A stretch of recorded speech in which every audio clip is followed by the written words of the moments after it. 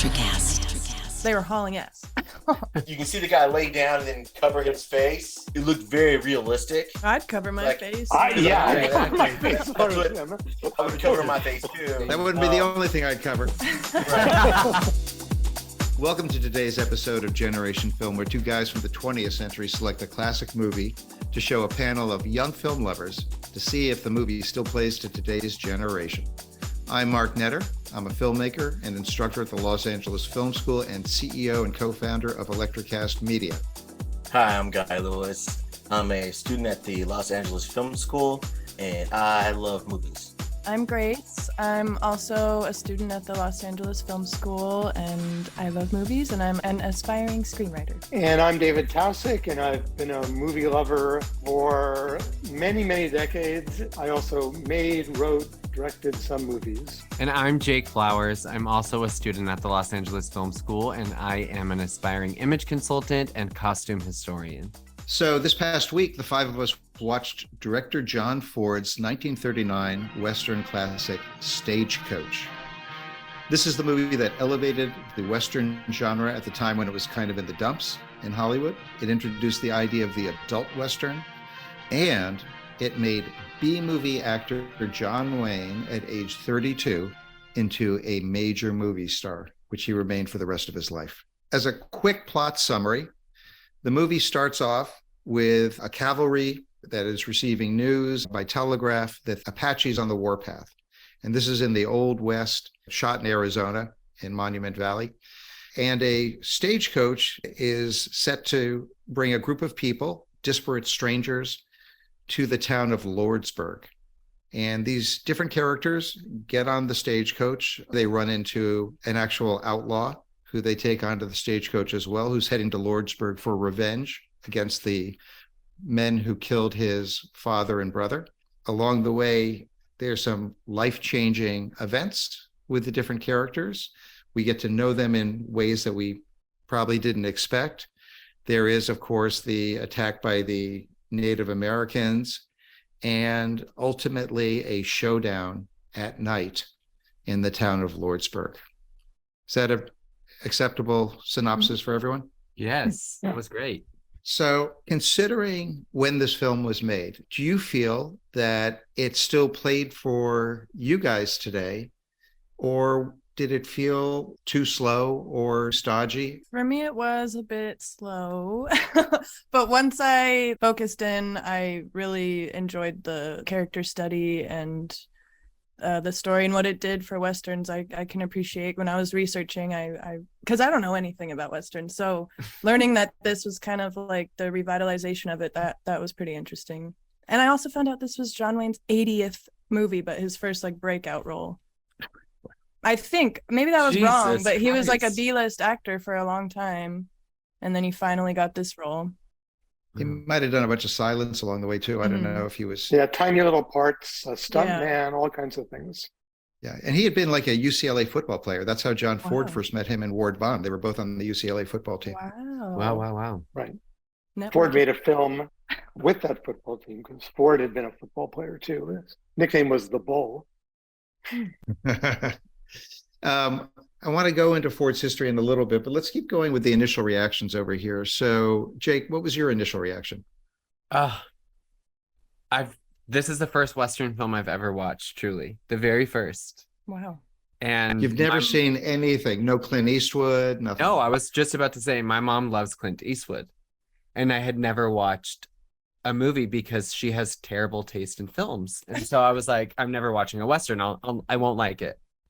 And then we're watching this. Grace was not as interested as I was, but I was like, and I had a different opinion from her as far as like the speed of the film. I felt like it was really quick. The characters were really quickly introduced. There wasn't a lot of backstory about who each person was.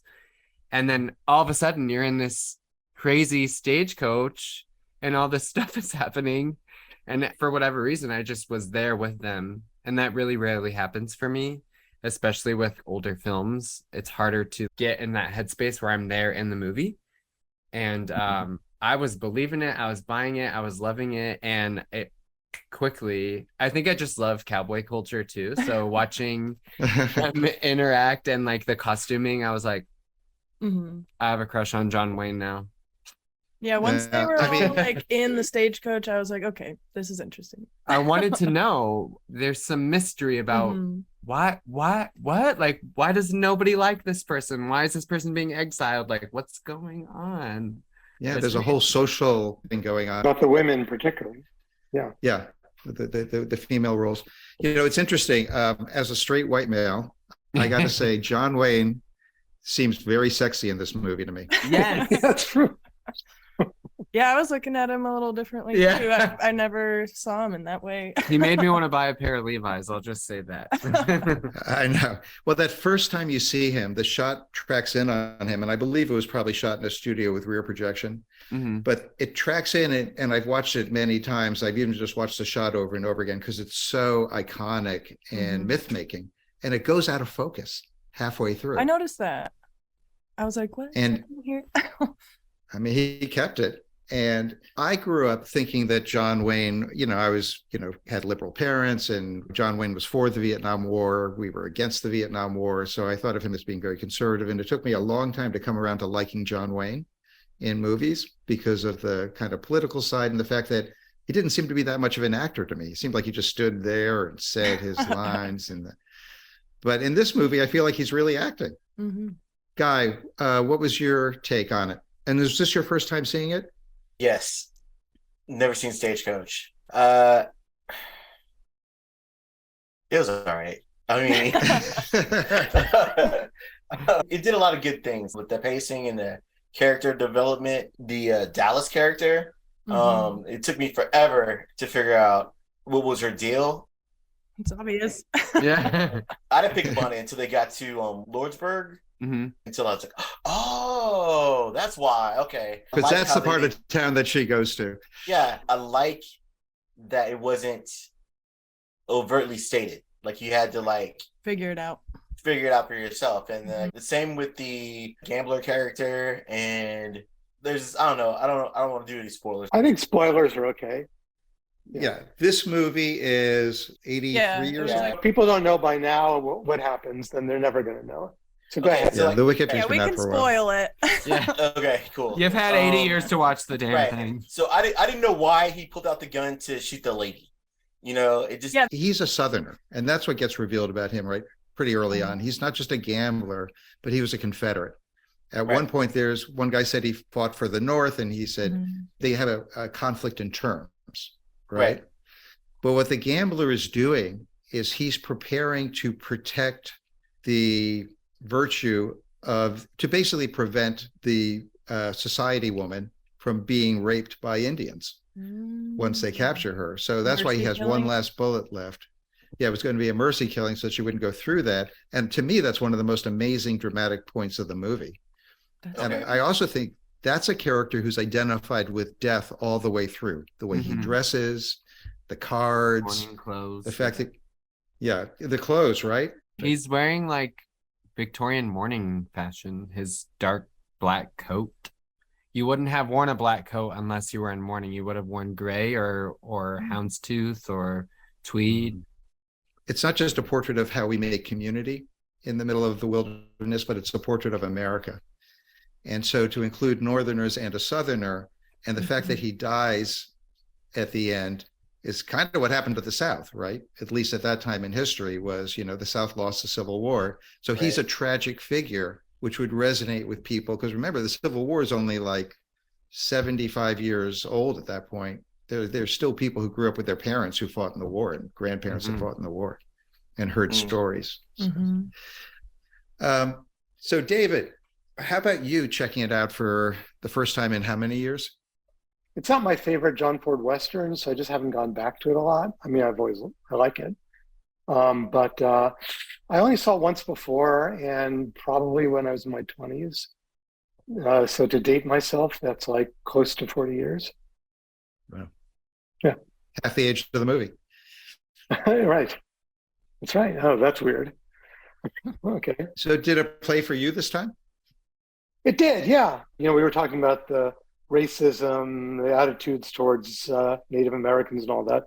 That bothered me more when I saw it in the 70s than it did now because, and I don't know why, It's not that my attitude is any different than it was then. But I guess I've seen more Westerns since then. And actually, John Ford is much more sensitive about Native Americans than most other Western directors that I've seen since. So maybe that's why. I've seen a lot of Westerns since then that really, where you've got like guys from Brooklyn with red paint on and they're supposed to be Indians. And he didn't do that. Yes, the Apaches are depicted as being on the warpath, but that is something that happened occasionally. He doesn't go into the reasons why the Apaches are on the warpath. So in that way, it's not very enlightening. But nothing about the film offended me. And I remembered that it had every cliche in the book, even 40 years ago. It seemed like, oh my God, this is like every cliche I've ever heard. And so once I was prepared for that, seeing them again, I was like, yeah, but these are all cliches because they've been imitated by everybody. And they're great cliches. They're really, really fun cliches. I want to take a stand on the Native American part of this because Ford, was made an honorary member of one of the tribes at some point. He made a movie called Cheyenne Autumn, his second to last movie, which was from the Indian point of view more than any other. It was about the Trail of Tears. And the three things in the movie itself that I thought somewhat mitigate, kind of the inherent racism of the time. One is that he has a balanced character. That's something you always do in movies, right? You create a character who is Native American, but he's Cheyenne, and he's telling everybody about the Apaches. And they make it very clear early on, the Cheyenne hate the Apaches more than we do, or the Apaches hate the Cheyenne more than they hate, the white folks. The couple that takes them in, there's a Mexican man, and he's married an Apache woman. It's a great way they said she's a savage, and the husband goes, "Yes, I think she is a little bit savage." A little bit savage, yeah. Which I thought was like a sexual thing. Ooh. Two other things that I thought kind of mitigate a little bit the racism. One is that incredible panning shot from this long shot of the stagecoach to the close-up of the Native Americans. And, it creates fear, obviously, but also those faces look so authentic. Like, again, it doesn't look like a guy from Brooklyn. It looks like real Native Americans. They called him Papa, and he hired them, helped them out a lot. And during the Depression, when a lot of them were starving, he would come and give them jobs. So he was well liked in that community. The third thing is, again, I don't know how many of these were Native Americans, but the stunts in that incredible attack sequence, they're out of control. Yeah. I mean, they're jumping from horse to horse. I was like, how many more horses is he gonna jump on? And the people just going under the horses. Yeah, it was crazy. And the poor horses themselves. Yeah, Grace found out an interesting fact about the actual horses. I found out that a lot of the horses had to be destroyed, and that's their terminology for putting down horses. It's like their machine, but I mean, they would have been dead by now anyway, but because of the tripwires. Yeah, I read about the tripwires. There's like W wires or something they called it, and they would just snatch them and then they'd get their legs kicked out from underneath them. It's sad. And there were some where they would actually send them off of cliffs in some movies. Wow. Really brutal until ASPCA got into the act on it. The great stuntman Yakima Canute, David, who does that incredible stunt where he slides underneath all the horses. Death-defying. I mean, yeah, it's amazing. What happens is he falls off a horse, and then the stagecoach is pulled by, I think, 4 horses. Six. All 4 horses, 6. So the 3 horses on the left run to his left, the 3 on the right run to his right. They all miss him, and then the stagecoach passes over him. He just lies there on the ground and somehow doesn't get crushed. It's an amazing stunt. No CGI. And they were going fast. Oh, yeah. I read that they made the horses go extra fast because if they went too slow, they wouldn't go in a straight line. So they were hauling ass. You can see the guy lay down and then cover his face, but it looked very realistic, I'd cover my face. My face. I would cover my face too. That wouldn't be the only thing I'd cover. Right. Right. I didn't get a chance to see how many takes they took, but if I was that guy, hopefully one. It would be if you don't get this one, Yeah, multiple cameras. Yeah. It was used in the one of the Indiana Jones movies too. There's one where Harrison Ford falls underneath a vehicle and he gets dragged along by his whip, I think. Oh wow. So they kind of take it a step further. Yes. Yeah. Everything in this movie has been imitated more times than we can count or more times than we know. David, can you tell us a little bit, just a kind of thumbnail on John Ford, the director, who also has a prominent role at the end of Steven Spielberg's new movie, The Fabelmans, except played by David Lynch. Stagecoach was a movie that people loved, but I think the reason it still exists as one of the great films of all time is really because of John Ford's reputation. He's been called the greatest director of all time by people like Orson Welles, Ingmar Bergman, Akira Kurosawa, and lots of others. I read that Orson Welles watched this movie at least 40 times, and he called it the perfect template for filmmaking, and he was obsessed with it. To prepare for making Citizen Kane, yes, since he'd never made a film, he watched this film over and over, and he said, well, there are three great film directors, John Ford, and John Ford. So he was a big fan. He won 4 Best Director Oscars, which is more than anyone else in history.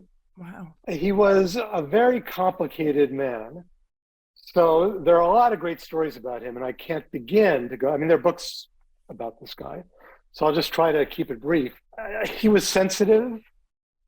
He was dictatorial, but he hated authority. He had a very poetic nature, but he was very abusive. Very. Even bringing John Wayne to tears. Oh, wow. Wow. Yes. Good for him. He was loyal, very loyal to his friends, but also very evasive. He didn't like to talk about himself or his films. And there's something bigger than life about him. People loved working with him, and they kept the same crew and the same actors kept working with him over and over. Jimmy Stewart said, take everything you've heard about him and multiply it 100 times, and you still don't have a picture of John Ford. Very legendary, actually. So he's born of Irish descent in 1894 in Maine, one of 11 children. And when he turned 20, his much older brother, Francis, was already making movies in Hollywood, had his own production company. And so Ford came cross country. And he made dozens of silent shorts and features, but he wasn't all that proud of them. It was a job. He just called them pictures. I'm making pictures. He hated pretension. But he got a script called The Iron Horse, which was a Western, and he saw a chance to do something that he could be proud of. So he went out on location, away from all the executives, and he spent $280,000 in the studio's money, which was way, way over budget. And they were very upset and wanted to shut him down, but it was too late. So the film grossed $2 million, which just astounded everybody. And after that, he got much more respect and he got more money to make his films. And that was a silent movie, by the way. It's considered one of the great silent films. Right. So now they had this success, he decided to turn away from Westerns because he had been churning out silent, short Western features and shorts. He wanted to make pictures that interested him more. So I won't go through them all. He made a lot of good pictures, but in 1935, he made a film called The Informer, which was about the Irish Troubles, something very close to his heart, because he in fact had gone there, given money to the IRA, and then had the crap beaten out of him by the British police, but then continued to give money to the IRA to fight the British. He stopped making Westerns in 1926, and he didn't return to it until 13 years later when he made Stagecoach. One more thing, he wanted to be a tough guy. So one day, this actor on the lot who was down in his luck begged him for $200 because his wife needed an operation. And John Ford screamed at him and knocked him down to the ground in front of all these people and walked away in a huff. And then later that day, he called his secretary. He had his secretary send that actor a $1,000 check, have him driven to his house where Ford had an ambulance waiting, and at his own expense had a top surgeon flown in from San Francisco to do the operation. Wow. And he didn't tell anybody about it. So toxic masculinity at its finest. What his brother said is that he felt that if he heard the sob story, he would break down into tears in front of everybody, and he couldn't bear I'm that. just gonna kick your ass Wow. instead. Yeah. I got to say, having spent some time in Hollywood, there is some advantage to having. It's almost like, they tell stories about if you go to prison and someone comes at you, you better take them down the first day, or at least put up a fight. Yeah. Otherwise, they're going to, take advantage of you the rest of the time that you're there. And I feel like Hollywood's like that too. Yeah, the first film that John Ford ever got to make in 1917, he got to shoot some stuff because the crew hadn't shown up. So he shot some stuff like ad hoc. And then when they edited the film, it turned out to be the best part of the film.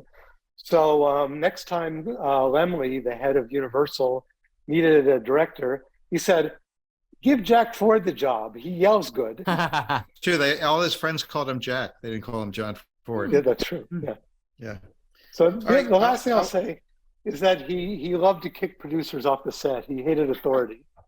And that's a lot of the reason why he liked shooting on location, was so that the studio couldn't fuck with him. They couldn't show up. Right. On the first day of one film, he brought the producer on the set, and he said to the crew, "Say hello to Cliff, because this is the last time you'll see him until the film is done, or the picture is done." All right. Now, Jake, this film was made 9 years into the Depression, right? Right. Can you tell us anything about what was happening in America at that time? The headlines were about staying out of the World War that was breaking out, World War II. America was still recovering from the Great Depression. So there was this fear amongst everybody, working class and not, that things were going to be bad again. But juxtaposed to that was the greatest year in film history, as it has the monarch of greatest Gone with the Wind and Wuthering Heights and Wizard of Oz and Renoir's Rules of the Game all came out that year. Grapes of Wrath was published that year. Mr. Smith Goes to Washington. Yeah, exactly. This film really invigorated the people and was exciting, and so it really resonated. I also think about position of a person whom from 1939 and how they may, with their mindset, be reacting to the film.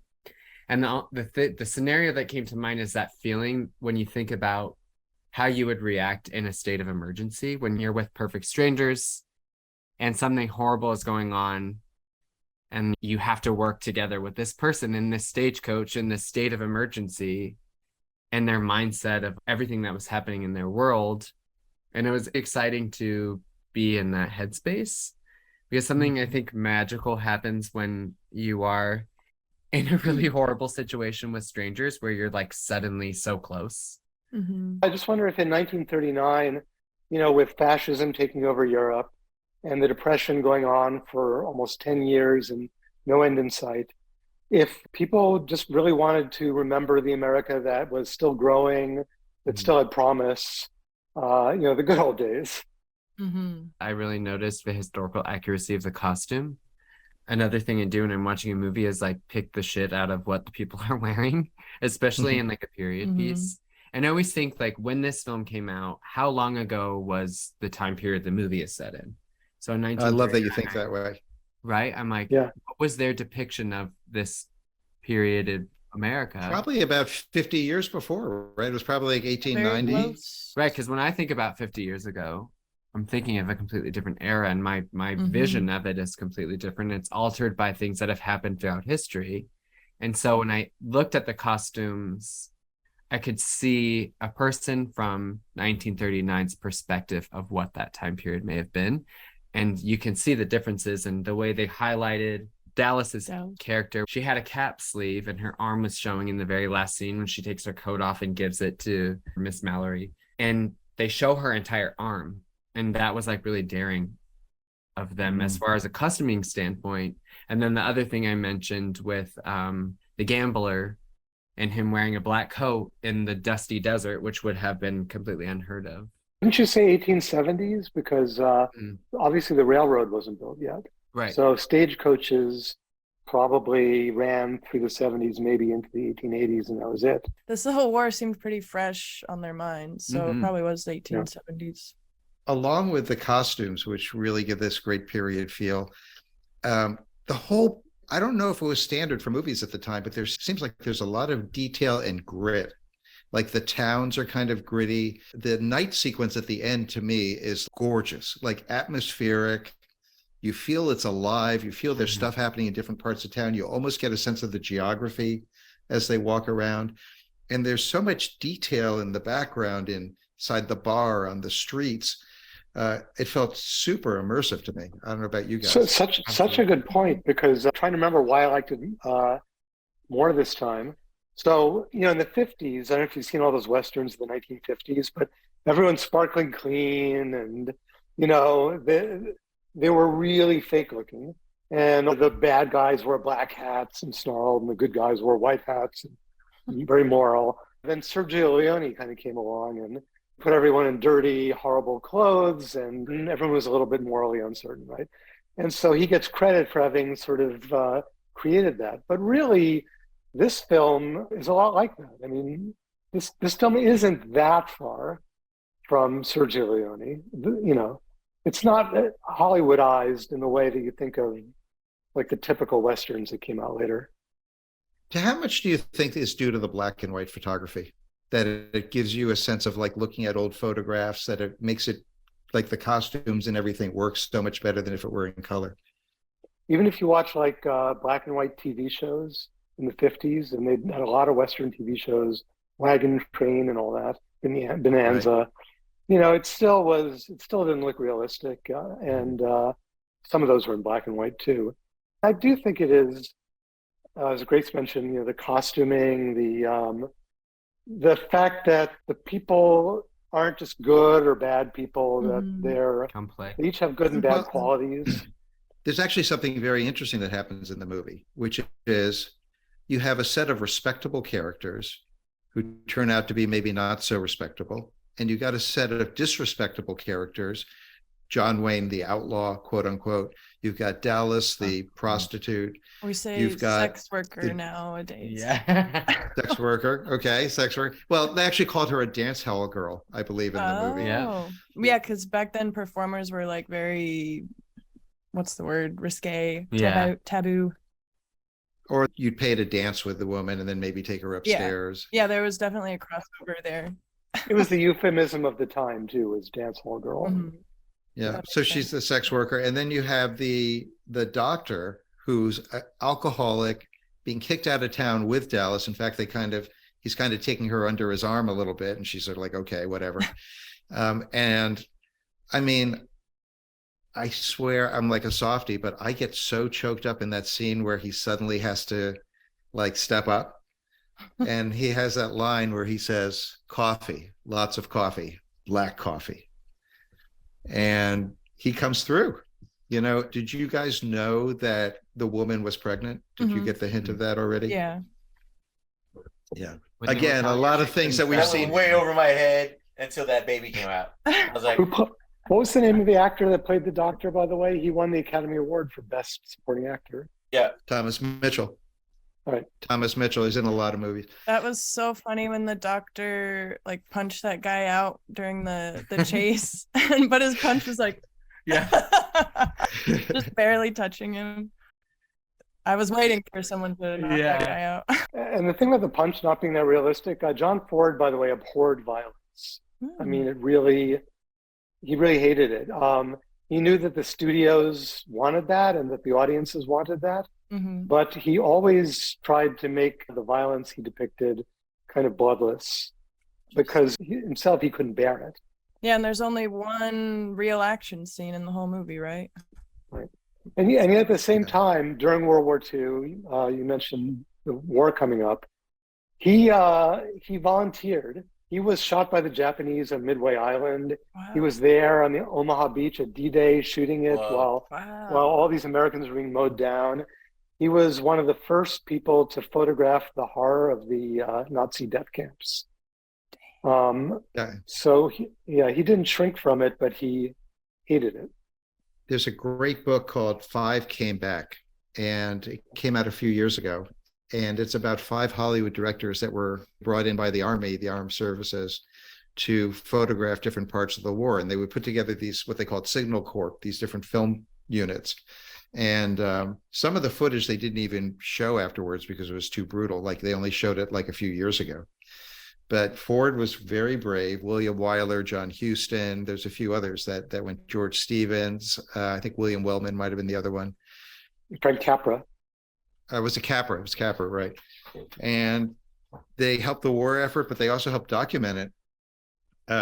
John Huston made a movie afterwards about soldiers that have what they called shell shock back then, what we would call PTSD, called Let There Be Light, which is a black and white film with soldiers in an asylum who've been through the war and are all like really fucked up. And that was suppressed for years. You couldn't see that movie for a long time. When Ford shot the Midway sequences, he himself got shot by a machine gun bullet. It was an air attack by the Japanese of Midway Island.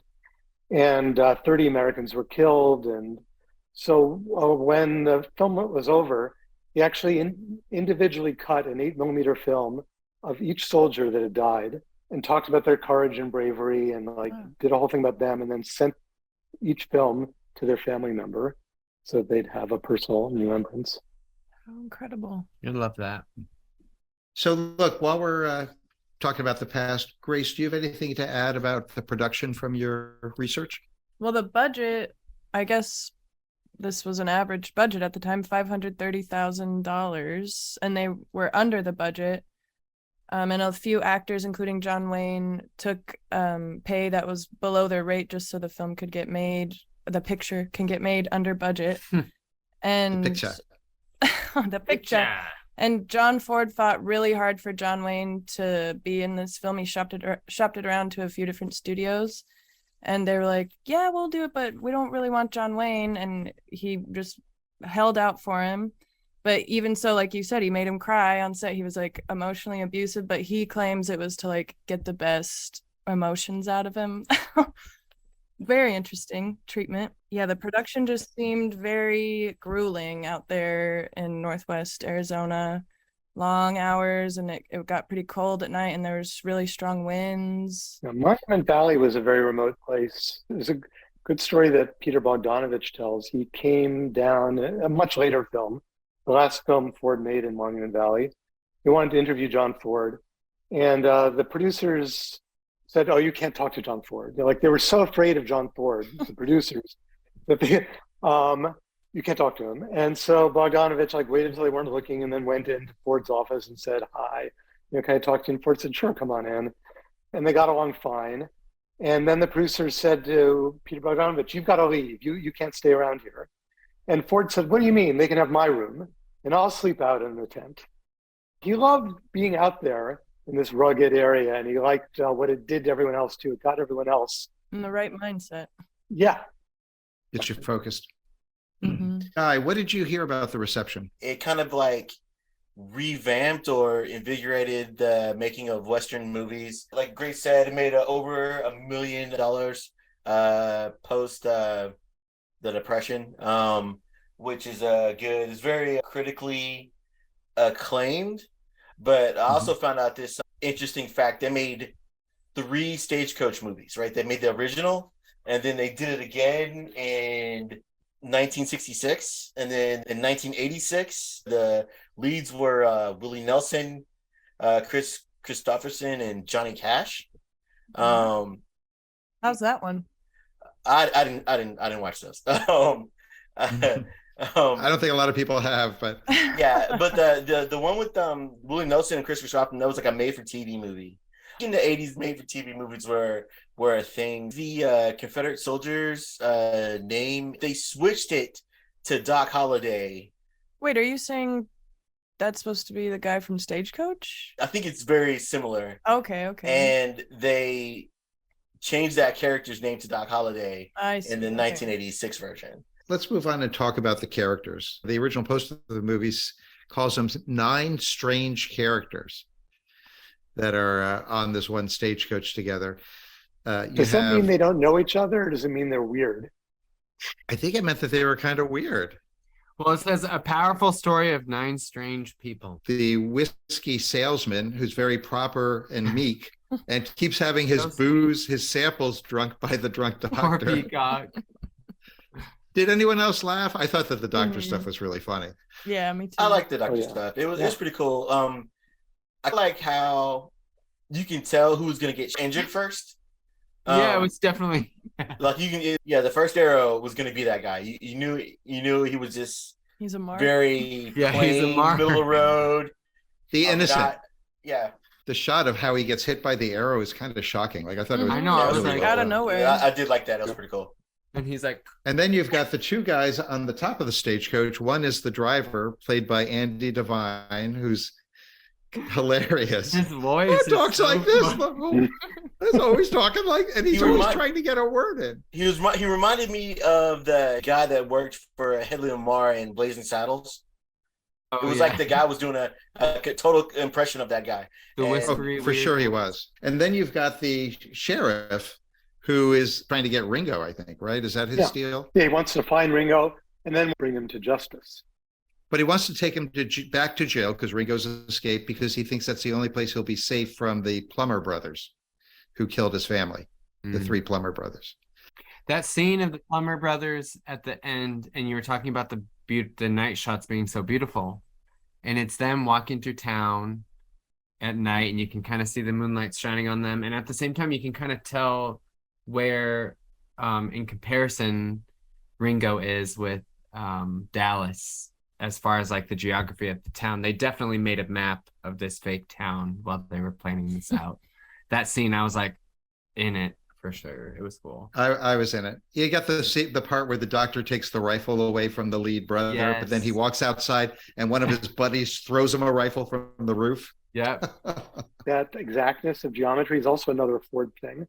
It's like during that fight scene, you know exactly what's happening at every moment. You know who's shooting, you know whether they missed or got the guy, you know, whereas like now when I watch action films, half the time it's cut so fast. Going on? Yeah. Yeah, I have no idea, you know, it's just like, okay, there's all hell is breaking loose, but I don't know, you know, I don't know what's going on. And Ford really knew how to tell a story visually. You see Ringo basically hit the ground as a way to avoid getting shot, and he fires 3 bullets and you don't know who's dead. And you see the Plummer brother, the lead guy, walking into the bar. I mean, we've seen this now a million times in movies, but I bet at the time it was pretty shocking. And he just collapses. But I also like how they foreshadowed that he was going to die with aces and eights, and that's Dead Man's Hand.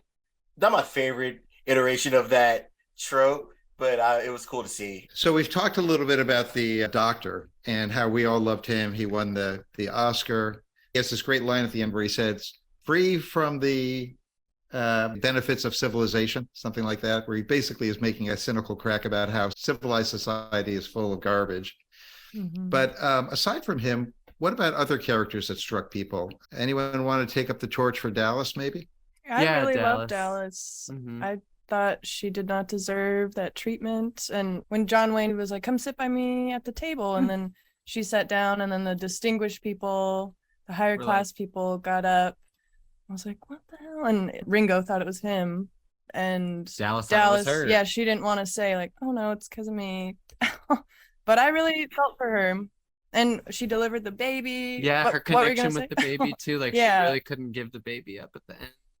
She had that one shot at being like normal with this baby and like her picture, and then she had to give the baby back to this pompous woman. Did you guys catch how John Wayne looks at her when he sees her holding the baby? Oh yeah. He's like, "My wifey, my baby girl."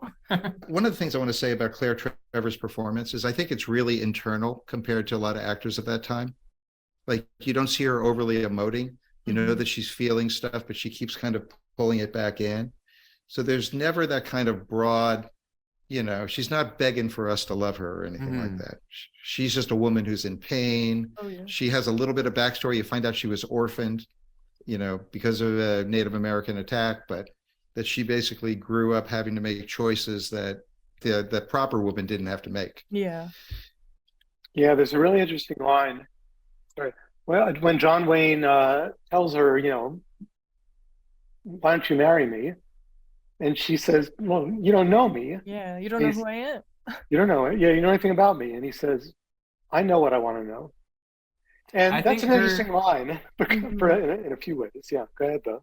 I think her pulling the emotion and the lack of emoting she's pulling back in, I think it really lends to her character development as like the audience seeing her as this like woman who's been through so much.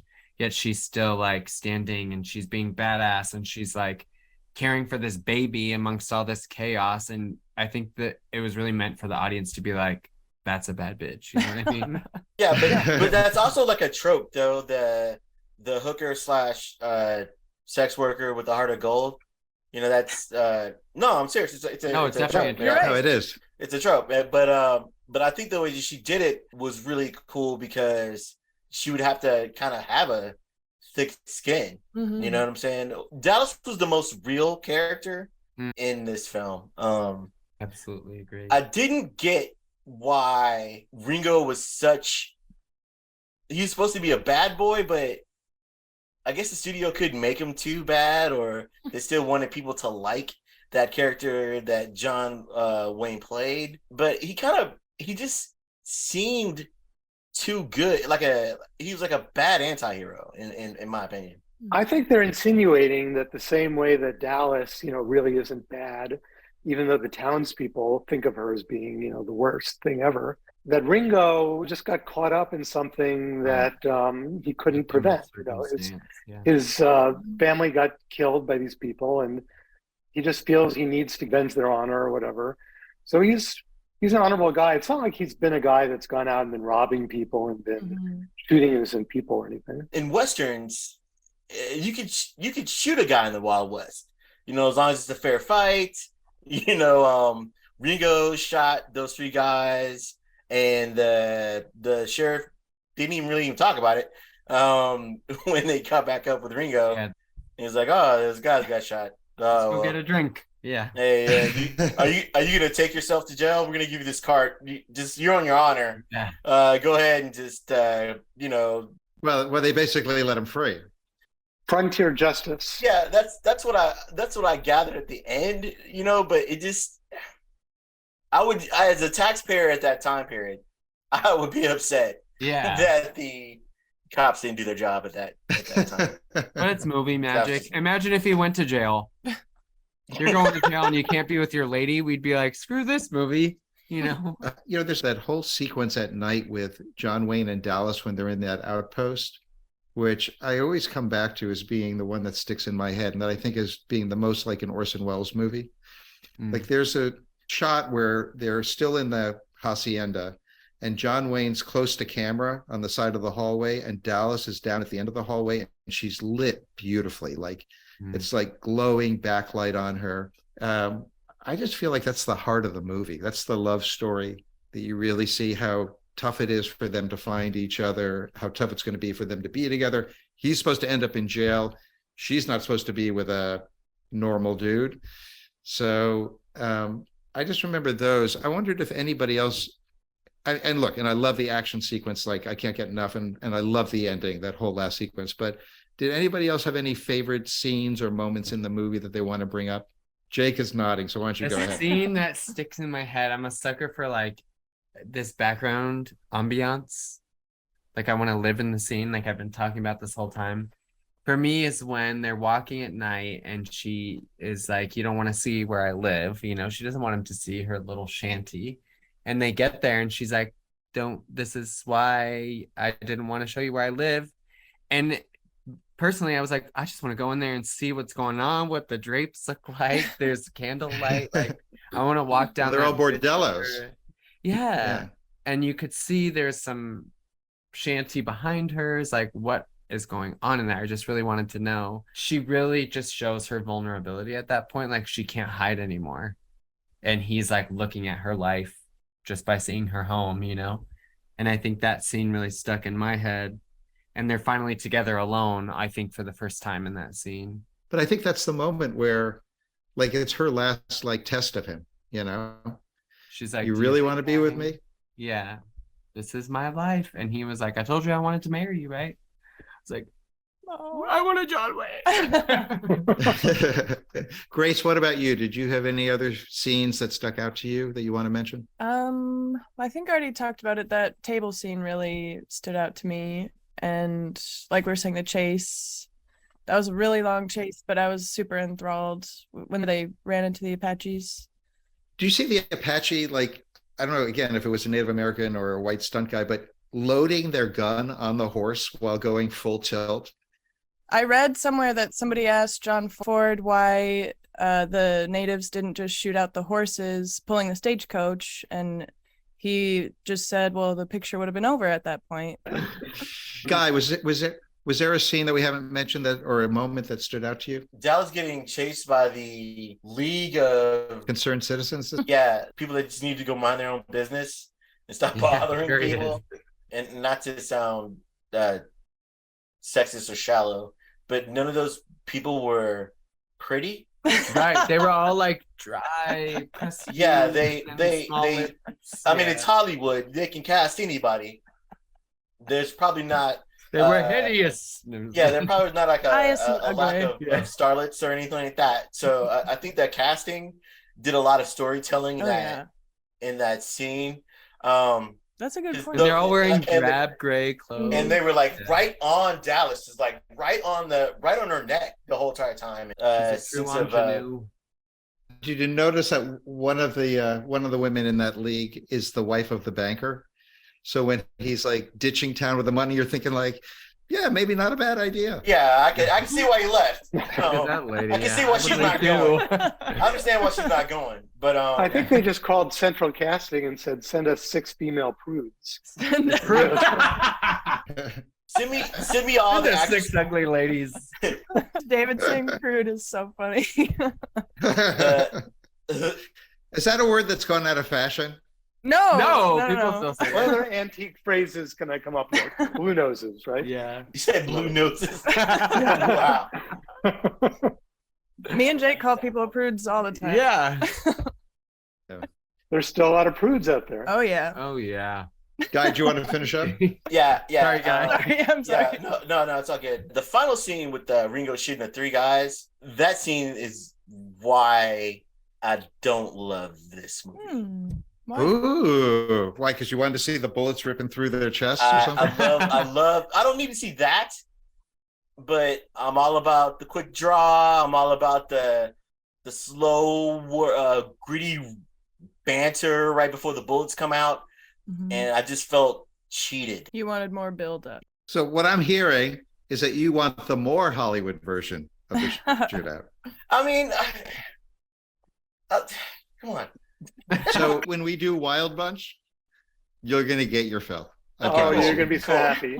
Cool. Oh, yeah. It's going to be like I purposely did not watch Wild Bunch yet because I want to watch it when we do it for this. David, I'm going to give you a chance. Is there any scene that we haven't covered yet or a moment that you want to point out? No, I think it's interesting the way he used Monument Valley. I thought the pacing of the film, the way people are talking really, really fast, actually, like a lot of old movies. Faster than people talk in real life. And then you'll cut to a shot of the stage, and then suddenly the stagecoach takes off and you're way up here and there's all of Monument Valley. Mm-hmm. Yeah, and there's this music and it just slows down and then speeds up again. It's very musical, the film, just in terms of the pacing of it. I was like, I need to go to the desert. I know. Well, you can still go to Monument Valley. People go. It's gorgeous. It's also, one thing I want to mention about the pacing too is at that time, every Western, if you had the cavalry come and save everybody from the Indians, that was the end of the movie. And this was the first movie that had an extra ending onto it because there was this plot that we cared about even more that involved Ringo, revenge, and the love story. Yeah. And so that was kind of a rule breaker at the time. And I think it makes it so much more satisfying because if it just ended and they were like saved, it'd be like, okay, who cares? Mm-hmm. Oh, that reminds me, I loved the scene of Miss Mallory when she's about to get shot before the she's like muttering to herself. Yeah. And then you kind of see on her face that she can hear the cavalry coming to save her, right? And I'm like, that's very powerful. Yeah. Because she heard the bugle and you just see it on her face before you even see them coming to save them. I think this goes to what Jake was talking about, the ability to live in the movie. I mean, I was really struck earlier in this conversation, Jake, when I was a kid and I first went to the movies and I fell in love with the movies, whether it was the first movie I ever saw was Walt Disney's The Sword and the Stone about King Arthur animated movie. And then I remember seeing Mary Poppins and I would go home and I'd dream that I was in the movie. I'd literally have dreams that I was there with Bert and Mary and that idea of living the movies. And that's part of why I always advocate when possible, to see even old movies on a huge screen Mhm. where your phone's off, no one's asking you to do anything, people aren't bugging you, and you're in this. If it's a good movie, you feel like you're drawn into the world Mhm. and you're walking around in it, and it really gets you at that deeper level. And afterwards, there's more to mull over because it's huge. It's really filled your mind and your eyes and your vision. So I love that you still have that feeling of feeling like you can be in a movie, and that this movie made you feel that. Makes me feel good about our choice. When I realized like, oh shit, I am inside of this movie right now, was when the stagecoach is crossing the water and it's that shaky camera scene from above the stagecoach, like you're sitting up there, and I was like, oh my god, that's on a ride or something. And I was like, Yeah, oh shit. It like, really reminded me of Knott's Berry Farm, Yeah. especially. I don't know if you've ever been there, but on the train ride, they have like robbers who come on there, and I was like, oh, it's like, yeah, it was so cool. I did not expect to like this movie, and this is the last thing I'm gonna Mhm. say. I didn't think I could relate to it in any way. Like every time my mom would put on one of these movies, I was like, you know what I mean? Well, they're not all this good. Right. And I watched it and I was like, I want to go to the desert tomorrow. I want to buy some Levi's. I need to put on my cowboy boots. Like, I just want I got to tell you guys what I did afterwards, though. I swear to God, at a certain point, I'm like, I need a fucking drink. This Yeah. guy is drinking the whole movie. I went and I Need poured some myself whiskey. I had poured myself a half shot of bourbon, and I hit Yeah. it. My son was like, "What did you just do?" That was my reaction too. I was like, I need to go to a goddamn saloon.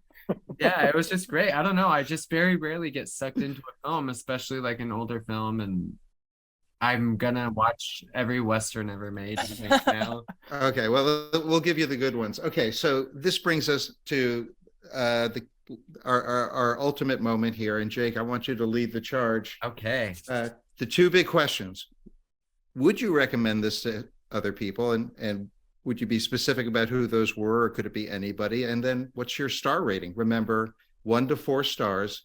A 4-star rating has to be not just good, like 3.5 star is a fantastic rating. 4-star would mean 20, 30 best list of all time. Where along the star system would it fall, and who would you recommend this to, if anyone? Oh, when I think about this question, I always think about my top 2 favorite movies, and they're my favorites for the different reasons, and they're Sunset Boulevard and Practical Magic.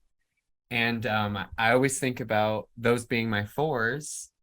And I always think about who I would recommend them to, being like people that I'm dating, so that they can get a feel for like what my personal preference and taste is. Yeah. And then like my closest friend group, because when I recommend music or films, I want them to like maybe reflect a part of myself. And so absolutely 4. And those 2 groups of people is who I'd recommend it to. Wow. Oh my God. And like I remember seeing It Happened One Night, and instantly after watching that movie being like, I love movies. I want to be in a movie. I want to write a movie. I want to direct a movie. And this movie gave me the same feeling. Aww. And I hadn't had that in a really long time. And so yeah. All right. So Or- the podcast is over. No, I'm just kidding. But I mean, I feel like Dave and I did our job there. Aw. Grace? Yeah, absolutely. It's a 4 for me. I would recommend this to probably only like film lovers. I liked it, but for some reason I couldn't get as immersed in it as Jake. But I really appreciate what it did for film and what it did for Westerns. And I think in that regard, I would recommend it to somebody who is into film history and all that. And I would give it a 2.5. 2.5. So a B+ to you. Yes. Mm-hmm. Guy, what about you? Like, I always recommend movies that I've seen, good or bad. So, yeah, I will tell people with the caveat that the Native American trope is the Native American trope that we all hate in film. But it's a great spectacle. A little lacking in my Western cowboy shoot 'em up film requirements. I'll give it a 3. A-. Oh, A-? Okay, yeah, sure, whatever. David, now that you've seen the movie twice in 40 years, What? How do you land this time? I really enjoyed it. It's just a lot of fun. And so that to me is like a 3 movie. It has this extra sort of historical significance. I mean, it really just embodies so much of America. It revived the Western. It's an important movie. So that makes me want to elevate it more. But I think, to be fair and just rate the movie itself on its own merits, I'm giving it a 3. Dang, I'm the hater. Grace is always a hater on black and white films, though. If it's black and white, you're getting 2.5. Yeah. Look, I mean, 2.5 means if it's a genre that you like, you would recommend this movie to those people. Not my Right. genre. I didn't even know it was my genre. I found a new genre. I'm a No, new are you saying person you're for this so movie. you take We're not away the gonna be able half to stop star? Are you lowering your score now? I didn't say that. I didn't say that. No. So here's where I fall. I've seen Stagecoach, I think, about 3 or 4 times now. And I was so struck this time watching it that I still was moved. I laughed at times with Thomas Mitchell and the booze. When they stop at one place and it turns out there's an old buddy there who also likes to drink, and they're just making jokes about drinking. Yeah. And then I found the action scenes to be unbelievable. Like in today's movie, there'd be like 6 of those action scenes, right? And it would start with it and it'd be like overstuffed. But it's not a Marvel movie era. And there's some of those shots, like those low angle shots with the horses running over the camera. No one had done a lot of that before. So I love that. But the other thing was I was moved. And there were times where these old actors, 80-year-old movie, and I am moved by Dallas and the doctor delivering the baby, and the whole way it's done is so beautiful. And they never even say it's a baby until the baby comes out. Yeah, right? yeah. And then I'm moved by the fact that these characters find redemption. And I think that it's something that we can all relate to is, being down and out at some level in your life. Is there hope? Is there a chance that someone sees something special in you, that whatever society is saying isn't the final truth, isn't the final answer? And so I find the ending, even very moving, where, they basically get sent out of town to his ranch, which I guess is south of the border, so they'll be safe from the law. And so for that reason, it's a 3.5-star movie for me. And the only reason it's not a 4-star movie is there's a few other Westerns I like better. Can't wait to watch them. When we think back to Midnight Cowboy, which we started the season with, which is about a kind of a quote unquote modern day cowboy in New York City. So interesting to see how times changed in literally 30 years. Right. Oh, and by the way, I would recommend it to people that love Westerns or film lovers. And I got to tell you, it's really weird. I finished watching the last episode of White Lotus last night, and I feel like there's a line from Stagecoach to White Lotus. Yeah. I was drawing similarities the whole time. It was so weird because we watched it back to back. Again, you have disreputable characters and reputable characters, and they're mixing up together, and there's all these different stories, and there's no one main character, and certain people find redemption, and it's a vision of how the world works. This movie is a vision of how America works. So I think the influence has been huge. I mean, even movies like Airport, which was big in the 70s, and all of these come from this multi-character drama of Stagecoach. The definition of a classic is something you can return to time and again with no diminishment of pleasure. Right. And I felt no less pleasure this time than the first time I saw it. And I think my point of view is different from y'all because y'all have all seen a lot of Western films. This is my first one.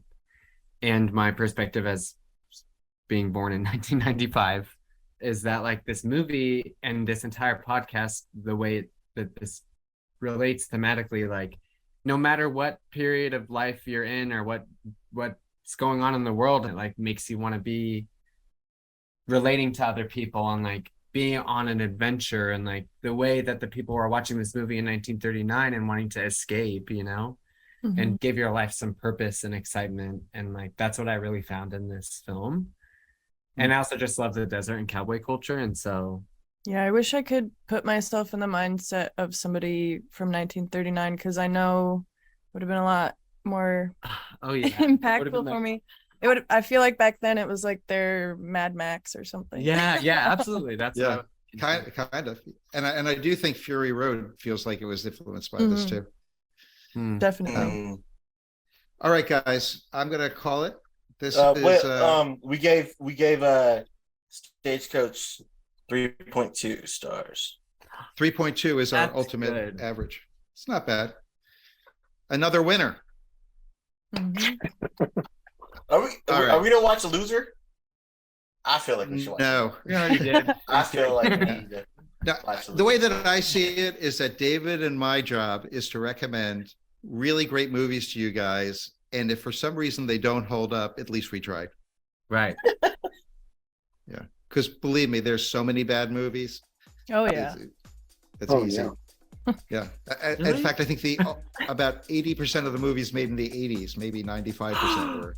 Okay, you're a different person than I thought you were, Mark. I'm just At any point, Well, any yeah. year, 90% of the movies made are pretty bad. Or No, he's mediocre. right that just about means that. I have really bad taste in movies. We call Or it you camp. found the good ones. Yeah. We like camp. Yeah. I got to say, I'm not a huge fan of camp unless it's John Waters. Oh yeah. Oh, Well, yeah, of that's what I was course. thinking. Yeah. Divine, my Give me queen. the ticket. I love I'm John aboard. Waters. If you want to stream Stagecoach for yourself, it's currently available with subscription to HBO Max and Prime Video, and you can rent it elsewhere. It shows up on TCM a lot. If you like our show, please tell your friends to rate and review the show so others can find us as well. Generation Film is an ElectraCast production. Our executive producers are Mark Netter and Peter Rafelson, and our producers are David Tauzik and Guy Lewis, who are also two of the panelists here, along with Grace Chapman and Jake Flowers. Our editor is Casey Wielden. Please join us on our next episode. We'll see how another classic film plays for a whole new generation of film lovers. Join us for our next episode when we look at Carol Reed's film noir classic, The Third Man. ElectraCast.